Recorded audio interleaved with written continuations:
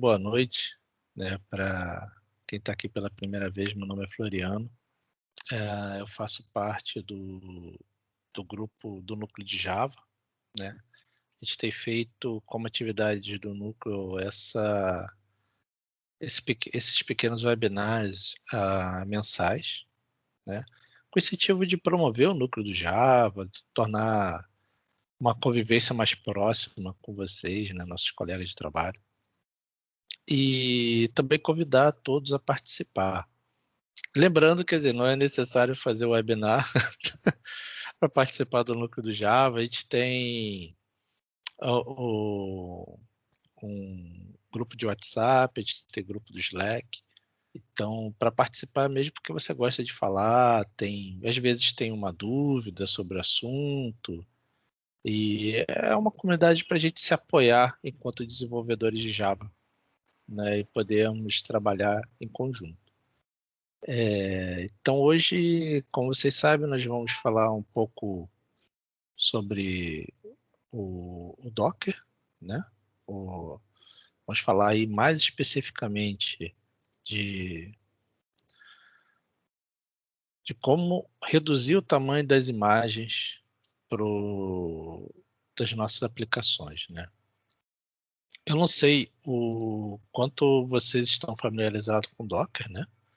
A ideia aqui é dar um pequeno overview, porque bem simples, para não ficarmos também entrando muito Docker adentro, e como podemos utilizá-los para diminuir nosso tamanho das imagens, né?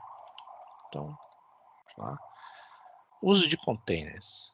Docker tem sido amplamente utilizado hoje em dia, né?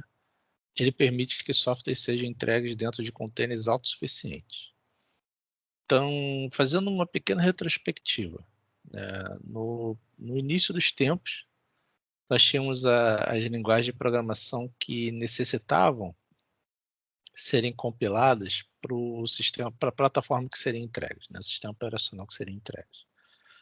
Então, e o código-fonte normalmente não poderia ser o mesmo, porque a forma como a máquina se comunicava com o software era muito importante. As linguagens ainda eram muito baixo nível, né? Quem veio de C, C++, já passou por isso algumas vezes, né? Então, o sistema operacional para qual você vai entregar é muito importante, porque determina o código que você vai escrever. Tendo em vista isso, o Java veio implementar uma forma nova, né? veio tentar dar uma solução diferente, querendo criar, na época, uma linguagem robusta, né? Segura, performática também, claro, mas que não tivesse esses empecilhos. Então, daí surgiu a JVM, que é a Java Virtual Machine, aonde essa sim você tem implementações para plataformas ou sistemas operacionais específicos, e o seu código Java é o mesmo. A ideia seria o Write Once, Run Everywhere, né? Uma das primeiras vezes que isso surgiu. Então, a ideia é o mesmo código Java compilado para JVM, ele rodaria no Linux ou no Windows, sem haver necessidade de alteração do código-fonte, né? Isso veio, claro, deu um grande salto, né, para o mundo da informática, né? O Java ele nasceu até com a ideia do embedded, né? Nós temos Java rodando no cartão de crédito, Java rodando no liquidificador, Java rodando tudo na televisão, porque ele surgiu com essa ideia de com a JVM eu conseguir rodar ele literalmente em qualquer lugar. Outras linguagens vieram com isso também, né? Com o Erlang, por exemplo, tem um sistema de virtual machine e domina o setor de telecom até hoje, né? A gente faz ligações seguras, né, por causa do Erlang. E Python também é uma linguagem interpretada. Só que essas linguagens interpretadas, que a gente chama assim, né, por causa da JVM, eles têm um problema de necessitarem primeiro da JVM, e segundo, elas não são tão rápidas quanto as linguagens compiladas anteriores, né? Por mais que você faça um código muito eficaz, né, o seu código em Java sempre vai ser mais lento do que um código em C. Não tem como barrar C, né, nesse quesito. Porém, você nunca vai ter que lidar com os problemas de memória que o C possui.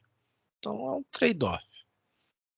O Docker veio fazer uma revolução muito parecida, só que nesse caso com os sistemas operacionais, vamos dizer, as plataformas aonde você vai ter.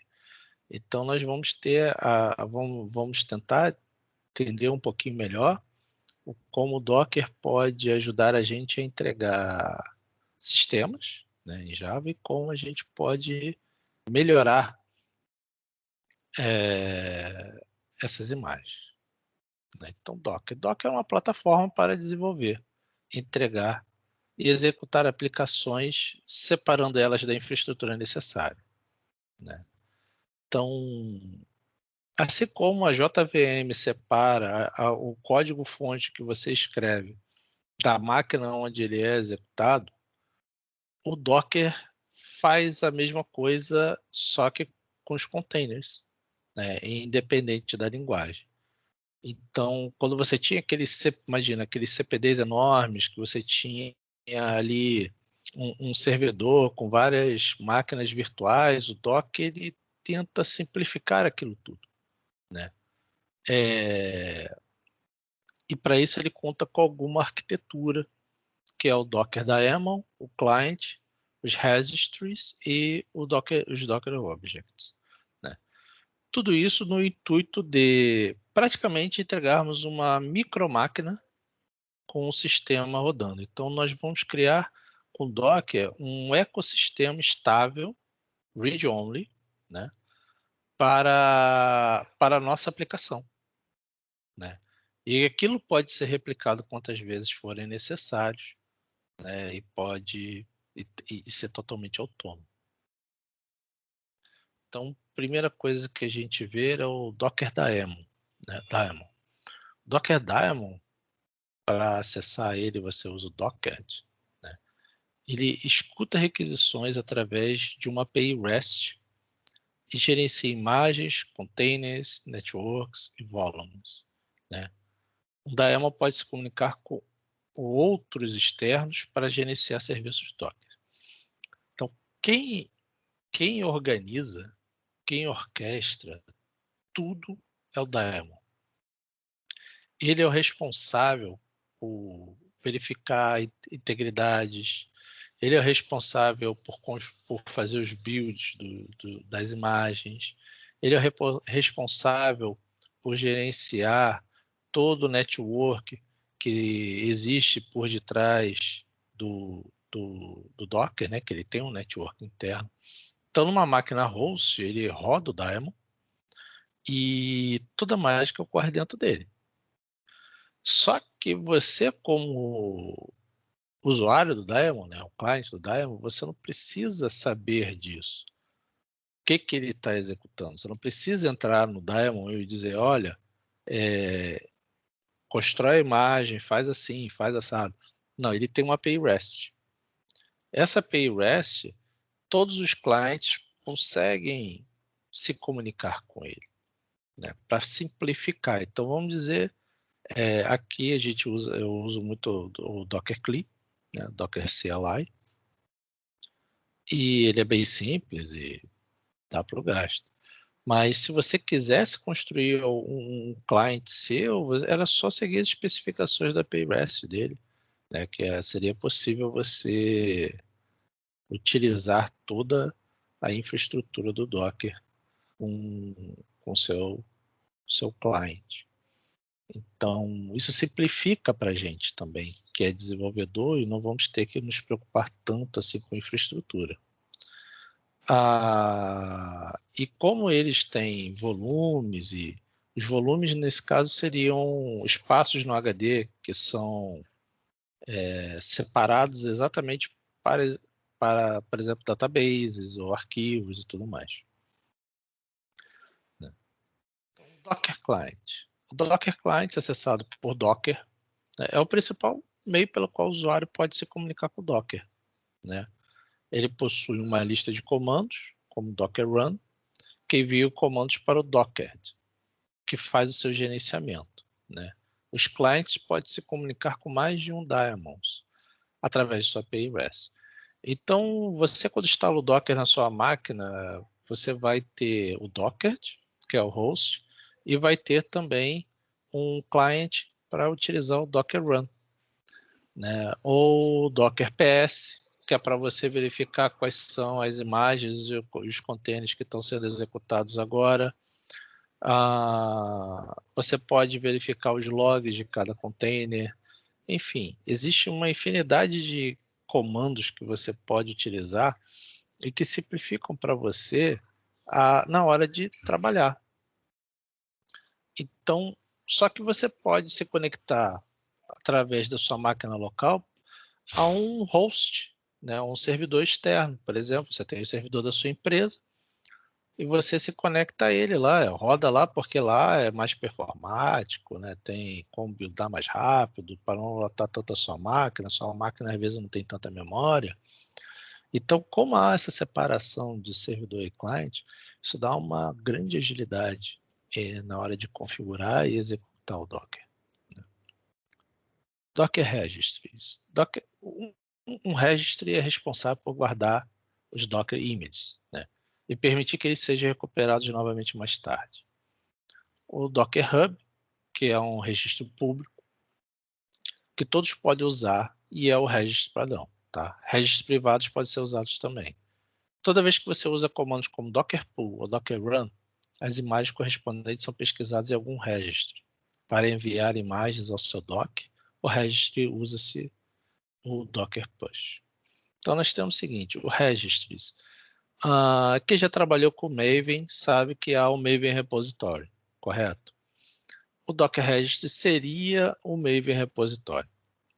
Você criou um Dockerfile, traçou todos os comandos que você necessita. Quando você faz um build, você dá um nome a esse Dockerfile.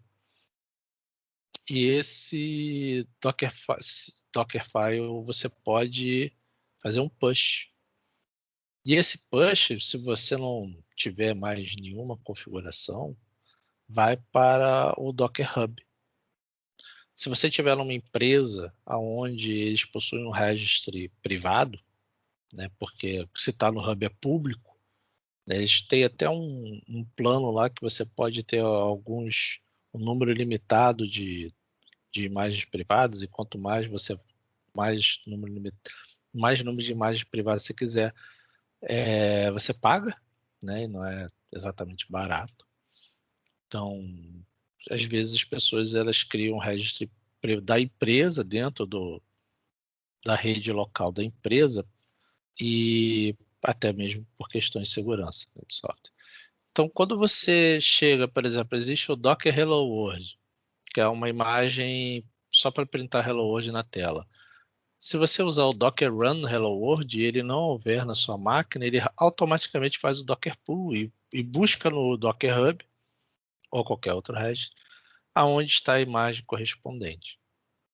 E quando você compila, né, ele já coloca localmente, então não há necessidade de buscar. Então, caso você queira disseminar uma imagem que você está trabalhando, até mesmo com a sua equipe, você pode utilizar o registro para isso. Ambos conectados no mesmo, tanto Docker Pull, Docker Run. O seu colega pode buscar a imagem que você criou. Docker Objects, Images, né? Então a gente vai ver só 2 Docker Objects, tá? Aqui. As imagens são instruções para geração de Docker Containers, né? Elas são imutáveis depois de compilada. Normalmente uma imagem é baseada em outra. Por exemplo, podemos criar uma imagem baseada no Ubuntu, que instala algum componente como o Maven, por exemplo. Para criar uma imagem, você precisa de um Dockerfile e sua sintaxe que define os passos necessários para o projeto. A cada instrução, o Docker cria layers. Quando você for recompilar a sua imagem, por exemplo, o Docker não recompila os layers, se não houver mudança. Então, nós temos as imagens, né? Vou criar baseado no Ubuntu. Quero instalar o Maven, quero instalar o wget, quero instalar o Git. Ótimo, já dei um nome para ela. Deixo como base. Não, quero fazer agora uma para pegar isso tudo que eu necessito para compilar o meu sistema. Então, já posso criar uma outra com base na primeira que eu fiz. E toda vez que eu compilo, né, como cada instrução ele verifica lá através de um hash dele, se há necessidade de recompilar isso ou não. Então, você não precisa ficar toda hora passando por aquele processo sofrido de, às vezes, baixar as dependências, atualizar tudo. Você pode passar adiante todas essas coisas para dar até uma certa velocidade na hora de compilar o container. E o produto final é o seu container, né? As imagens, elas geram containers. Então, quando você executa o Docker Run a uma imagem, essa imagem vai se tornar um container. Você pode executá-la várias vezes e você vai ter uma réplica de containers aí da sua imagem. Containers. Containers são instâncias das imagens, como nós falamos, e elas podem ser executadas, né? Podemos inicializar, parar, mover, deletar, tudo através do Docker CLI. Podemos também conectar containers a networks, que são outros tipos de Docker Objects, né? Adicionar armazenamentos e até criar imagens a partir do estado atual. Então, vamos supor que você tenha uma aplicação já compilada e você, quero, daqui tá bom, vai uma tag fechada. Você já pode criar uma imagem a partir daquela e pronto. Não precisa mais recompilar tudo. Eles são muito bem isolados no host e de outros containers também. Isso é uma questão de segurança, né? Então, imagina que ele seja uma máquina muito bem isolada, a princípio, sem nenhuma porta pública. Então, se você tem uma aplicação que roda na porta 8080, você vai, se você não determinar que aquela porta tem que ser exposta, o container não vai expor aquela porta, ninguém vai conseguir ver, muito menos de fora do Docker. Então, você tem que publicar essa porta também. Então, isso traz um nível de isolamento grande e satisfatório para as nossas aplicações. Então, dentro delas, agora, a gente pode trabalhar com segurança. Então, imagina bem, você tem um sistema, né, um sistema de microserviços, aonde você apenas publica a porta do seu gateway. Então, apenas o gateway está exposto ao mundo externo. Todos os outros serviços só podem se comunicar internamente. Então, é um nível de segurança muito grande, que por mais que alguém consiga acesso de leitura na máquina, ele não vai conseguir acessar o container dentro do host, né? Ele vai ter o mesmo acesso de quem está de fora. Então, isso é... e quando o container é removido, ele perde o estado que não foi salvo. Dito isso, nós temos, como nós criamos sempre containers a partir de outros containers, podemos escolher um container com uma JDK devida, né, dependendo daquilo que você necessita para executar. Então, eu trouxe aqui algumas listagens, só para vocês verem, que pode variar muito o nível, né, o tamanho que você quer. Por exemplo, uma OpenJDK8, sem nenhuma preocupação nem nada, ela tem 488 megabytes. O OpenJDK11 ele tem 604 megabytes. Né? Agora, um JDK Alpine do 8, ele já tem 105 megabytes. Então, se seu sistema consegue rodar com um JDK Alpine, A melhor coisa, e esse container aqui te dá satisfatoriamente questões como segurança, desempenho, você pode selecionar ele. Para que você vai usar o PJDK 8 e triplicar o tamanho do seu container? Né? Você pode usar simplesmente o JDK Alpine. Se o seu sistema roda com JRE, ele não precisa de JDK, só com JRE está ótimo. Você pode usar esse aqui, 84 megabytes. Não precisa de mais nada. Para o JDK 11, nós temos algumas opções também. Nós temos o JDK Slim, que é maior do que o do 8. Porém, é menor do que o atual. Por aí, quase a metade do atual. Então, isso também conta muito. Você pesquisar e descobrir qual base do seu container você vai escolher, que é possível de você trabalhar, né? E isso o Docker puro.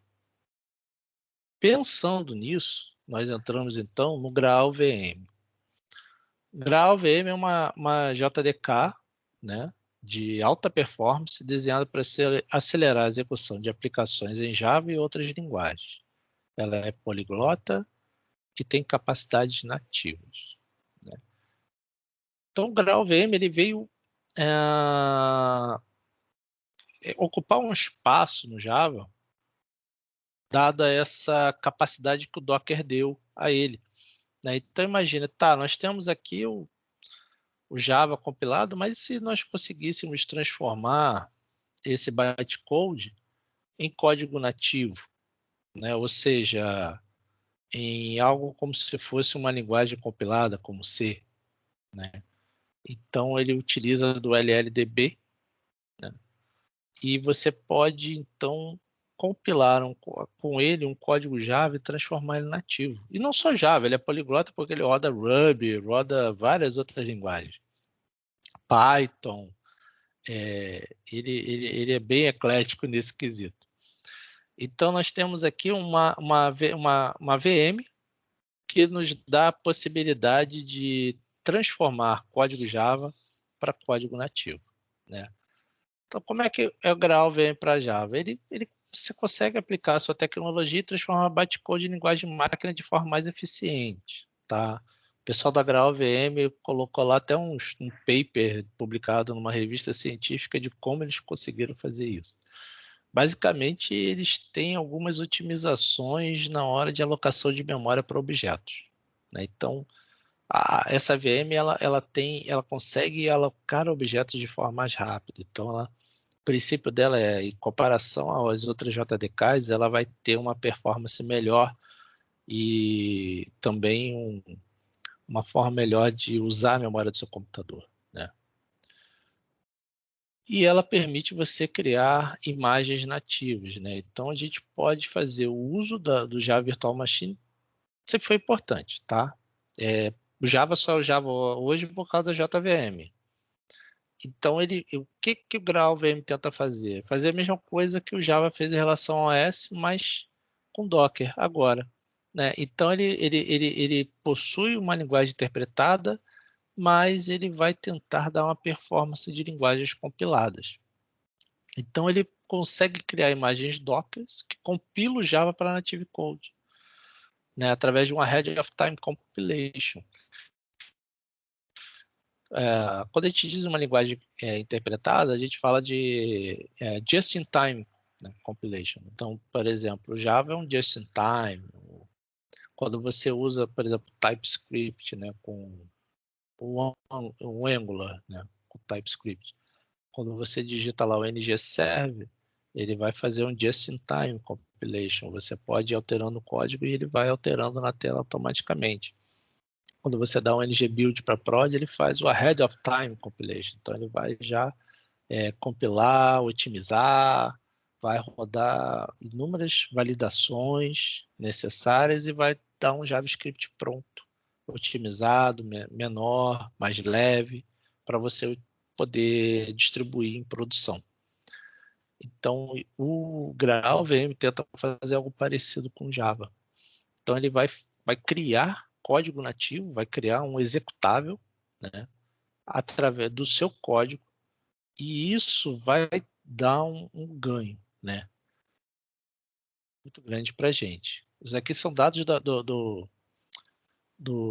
própria GraalVM, né? Então a gente tem hoje em dia algumas tecnologias, né, como o Micronaut, Quarkus, o Eridon, são os principais nomes que estão adotando já imagens nativas do GraalVM. Então são frameworks que captam isso muito bem. O Spring já está com uma adoção na fase beta com o Spring Native Project, que já está bem avançado até.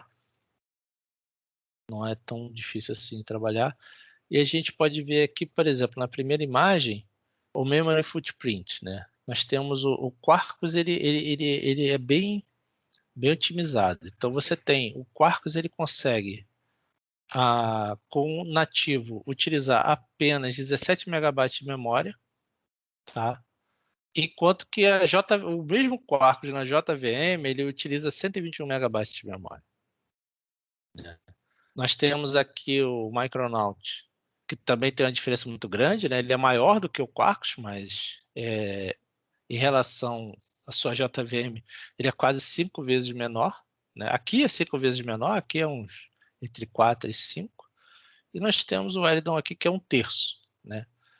A imagem nativa do Eridon é 1/3. Tempo de startup, né? Outra coisa importante, por exemplo, você vai ter uma imagem na Amazon, ou então com a AWS Lambda. Esse tempo de startup, às vezes, é dinheiro que você economiza e você consegue fazer 50 vezes mais rápido. Por quê? Porque você não precisa subir uma JVM junto, né? Esse espaço, essa diferença de memória aqui e essa diferença de startup é porque a JVM ela tem um peso. Ela precisa de memória, ela precisa também subir seus componentes. E quando você tem um código nativo, não. Você simplesmente starta. Então você manda executar e ele executa. Já está compilado e já está pronto. Então esse esforço aqui, que se torna constante na JVM, dessa diferença, você faz durante a compilação. Demora, tá? Demora. Quarto minha máquina aqui com um serviço ensinado 18 minutos para compilar. Para Natanz aqui demora. Build packs. Tá? Build packs é o quê? São parte de uma plataforma que transforma o seu código-fonte em algo que sua plataforma consiga executar. Então, a gente vai demonstrar algumas build packs daqui a pouco. Por quê? Às vezes você quer compilar para nativo o Quarkus, porém, você não quer ter que instalar todas as coisas que você necessita para compilar isso na tua máquina. Às vezes você só quer ter o Java para ele entender as coisas, para a IDE, mas você não quer ter, por exemplo, o C instalado ou mais o que ele use aqui. Compiladores, transpiladores, enfim. Você não quer encher a sua máquina. Então, nada mais interessante do que você ter uma imagem Docker que compila o seu código, né? Então, nós temos aqui imagens Docker que compilam o nosso código e transformam tudo aquilo que a gente necessita, tá? O Spring pode ser compilado para nativo também. Então, ele demanda algumas coisas a mais, então vou passar aqui para vocês, tá? Primeiro, nós precisamos dessa dependência do Spring Native. 2 plugins, né? Que a gente precisa. Esse plugin aqui é para compilação do AOT do Spring, né? Que vai gerar todo o código para a gente. Esse daqui também é para liberar as imagens nativas, né? E como ele vai buildar, né? Tem aqui um builder pack. Precisamos de 2 repositórios, um repositório para as dependências, um repositório para o plugin, e pronto. Tá? O Spring tá pronto para a gente. Né? Então, como vocês... Não é tão difícil assim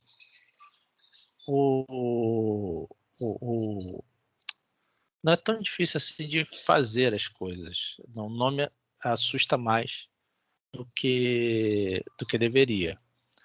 O que qual tecnologia que você escolheu está exatamente adotando todas essas transformações que você necessita, tá? Então eu vou mostrar aqui para a gente um pouquinho o que a gente fez, tá? Um projeto em Quarkus.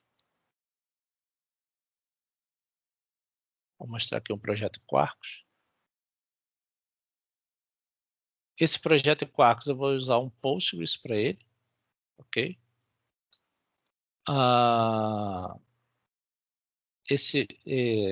Trazer um pouquinho da infraestrutura aqui. Estou fazendo aqui um Postgres para a gente.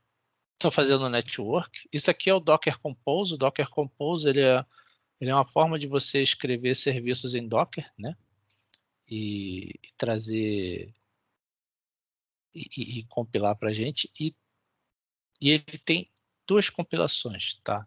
Ele tem a JVM e tem o Native. Porque o Quarkus, quando você cria um projeto Quarkus, ele já cria para você dois Dockerfiles, tá?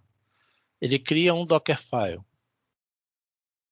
para a JVM e te explica como compilar. Isso que eu achei o mais legal. Te explica como compilar um Dockerfile para o Native.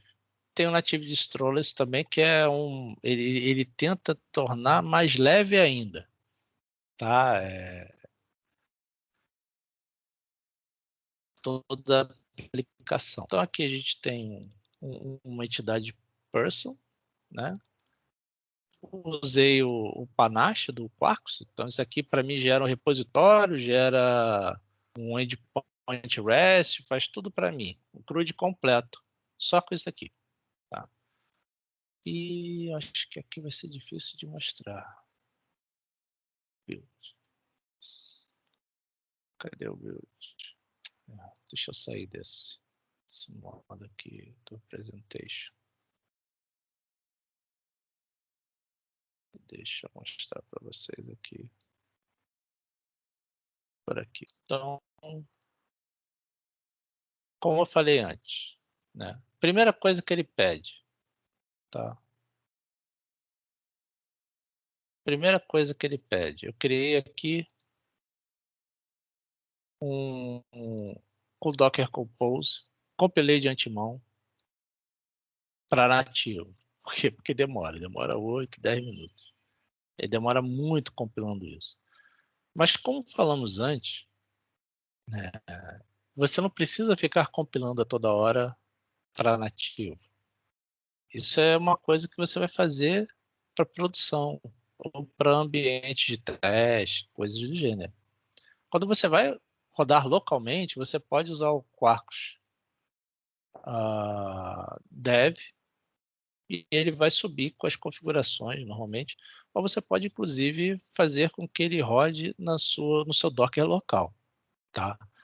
Mas se você quiser compilar ele para nativo, existe essa imagem aqui, não sei se vocês estão vendo, é o CentOS Quarkus Maven, né? No caso aqui ele está na versão 21.1.0 para Java 11, e se você utilizar ela, você pode compilar sem instalar mais nada na sua máquina a sua aplicação.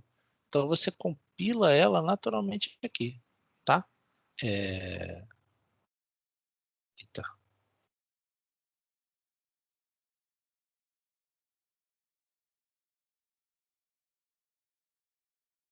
acabou fugindo aqui. Você compila ela naturalmente aqui. Só que depois que eu compilei ela, a JVM também, por exemplo, ele pede um NVNW package, que ele já vem com um, uma linha de comando do NVNW. E ele depois fala, olha, Docker build, você usa o Docker build, manda o caminho, né? Vamos fazer isso aqui, que isso aqui é rápido, né? Vou fazer para vocês verem. Então, como seria você daria um package, ele vai compilar para a gente toda a nossa aplicação.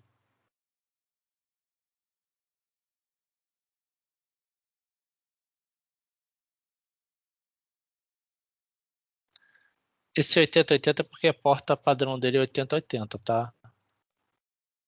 Eu troquei aqui, eu não troquei. Por isso que ele fala, se você trocar a porta padrão da sua aplicação, já não dá mais para utilizar o 8080, tá? Você vai ter que utilizar alguma outra coisa, o número da porta correspondente. Nesse caso aqui, vamos mandar ele buildar, então ele vai já construir uma imagem. Ele vai agora construir uma imagem para o Docker build, passando "-f", o file, o caminho que você quer, a tag dizendo que o nome da tag é essa e o ponto para dizer de onde vem a build. Então, eu tô da minha pasta, né? Então, o root da build vai ser na minha pasta. E aí, se eu quisesse rodar a aplicação, eu poderia passar aqui o run. O "-p" é a porta pública. Essa daqui é a porta que você vai publicar. Essa daqui é a porta interna. Então, eu poderia botar assim, dizendo que ele vai rodar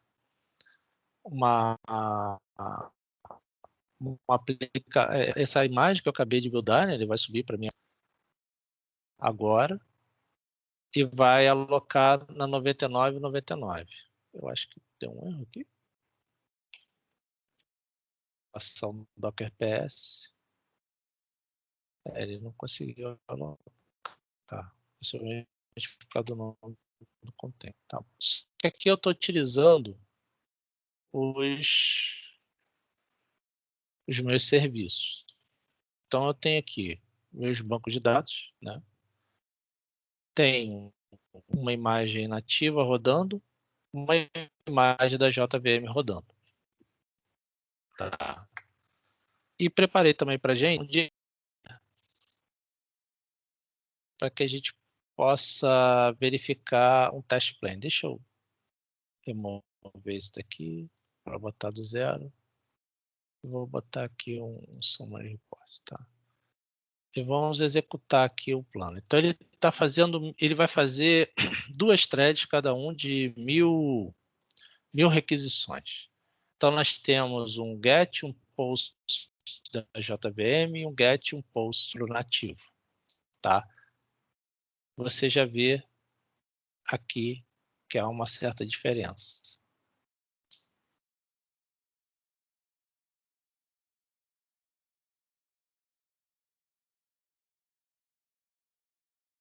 Ou quase nenhuma. Agora a diferença está dando de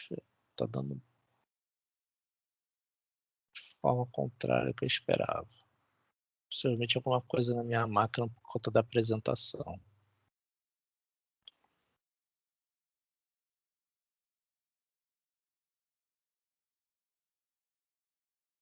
Então, você vê aqui, nesse teste aqui agora, né, nós tivemos quase nenhuma diferença entre elas, nesse caso.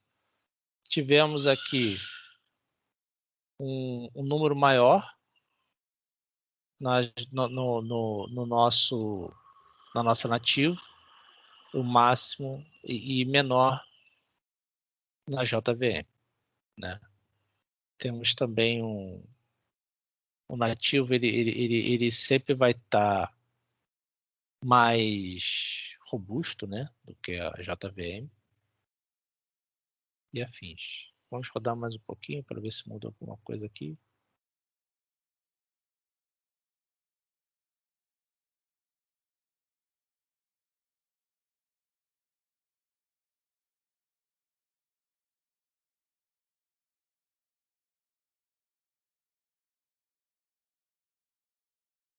Então, a gente começa a ter um throughput aqui.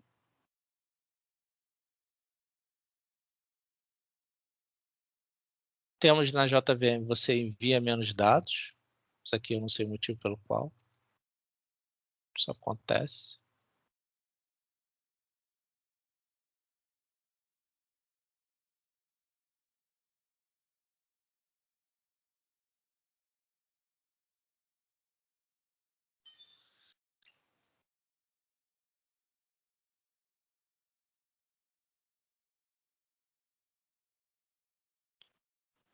E aí eu quero mostrar para vocês agora a diferença das informações que nós temos, né? Então, nós temos aqui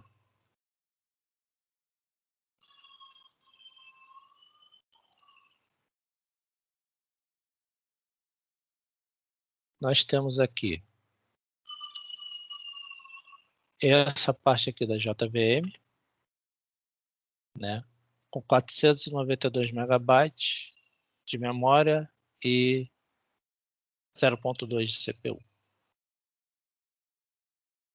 E nós temos o nativo com 285 de memória, 0.1 de CPU. Então, tamanho da imagem, né? Okay.